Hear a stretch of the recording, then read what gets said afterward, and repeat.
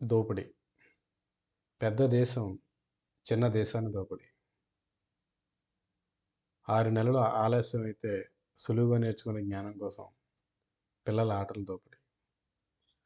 కాలం కేటాయించబడని వృద్ధుల దోపిడీ. తగిన గుర్తింపు లభించని ఉద్యోగుని దోపిడీ.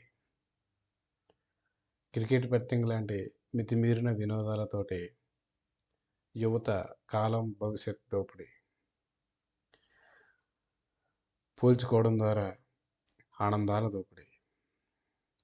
మంచి భర్తను భార్య దోపిడీ.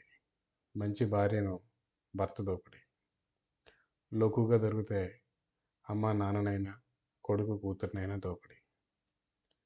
ఇక్కడ ఉద్యోగుడు అంటే మొట్టమొదటి రైతు, సైనికుడు, డాక్టర్, టీచర్, తర్వాత అందరూ.